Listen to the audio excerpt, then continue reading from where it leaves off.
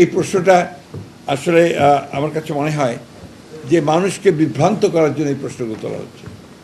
জুলাই সনদ তো আমরা স্বাক্ষর করেছি একসাথে, যে সমস্ত দলগুলো আমরা আন্দোলন করেছি একসাথেই স্বাক্ষর করেছি, এবং জুলাই সনদে প্রতিটি অক্ষর আমরা বারবার করে বলছি যে আমরাই বাস্তবায়িত করব।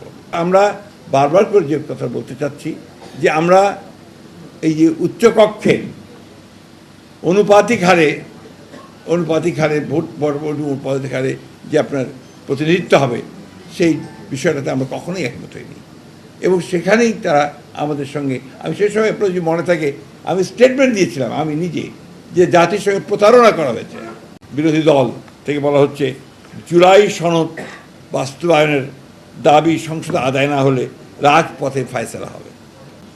কারণটা হচ্ছে যে কথাগুলো বলা হয়েছে, যে গণভোটের কথা, সেই গণভোটের একটা অংশ তো আমাদের সঙ্গে কোনো আলোচনাই হয়নি।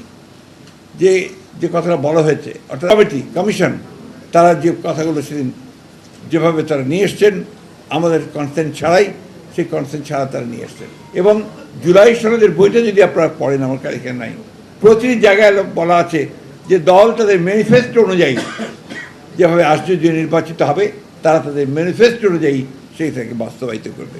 আমরা বারবারই এই কথা বলে এসেছি, এবং আমরা উই আর কমিটেড।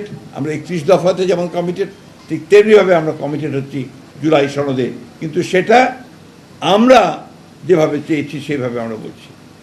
এখানে সম্পূর্ণভাবে ভুল ব্যাখ্যা দেওয়া হচ্ছে যে আমরা জুলাই সনদ বাস্তবায়ন করতে চাই না। আমরা জুলাই সনদ বাস্তবায়ন করে প্রত্যেকটি অক্ষর আমরা পালন করব, এটা হচ্ছে আমাদের কমিটমেন্ট। আমরাই তো সংস্কার এনেছি। সংস্কারের কথা বলে, সংস্কার এই দেশে কারা এনেছে? বিএনপি এনেছে। একদলীয় শাসন ব্যবস্থা থেকে বহুদলীয় গণতন্ত্রের বিএনপি নিয়ে এসেছে।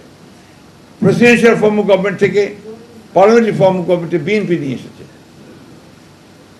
আপনি তত্ত্বাবধায়ক সরকারের যে বিধান, সেই বিধানকে আমরাই পার্লামেন্টে সারা রাত কাজ করে আমরাই পাশ করেছি। আজকে তাই যখন এই সমস্ত কথাগুলো বলা হয়, তখন জনগণকে বিভ্রান্ত করার জন্যই বলা হয় বলে আমি মনে করি। এখন বিরোধী দল যারা আছেন তারা অনেকেই বিভিন্ন রকম মুখরোচক কথা বলে আপনার জনগণকে আপনার উত্তেজিত করবার চেষ্টা করছেন। জনগণের চেয়ে ভালো তো আপনার আর কেউ বোঝে না। আমরা যতই মনে করি জনগণ কিন্তু সবচেয়ে ভালো বোঝেন, তারাই সেই সিদ্ধান্তটা সবচেয়ে ভালো নেবেন যে আমরা সংবিধান সংশোধনের ব্যাপারে কী বলছি। এখন যে কথাগুলো নিয়ে তাদের কথা, সংবিধান সংস্কার আর সংবিধান সংশোধন, আমরা তো বরাবরই বলে এসেছি যে আমরা সংবিধান সংশোধন করতে চাই। আমরা সংবিধান সংস্কারের কথা কখনোই বলিনি। এই প্রশ্নটা আসলে আমার কাছে মনে হয় যে মানুষকে বিভ্রান্ত করার জন্য এই প্রশ্নগুলো তোলা হচ্ছে।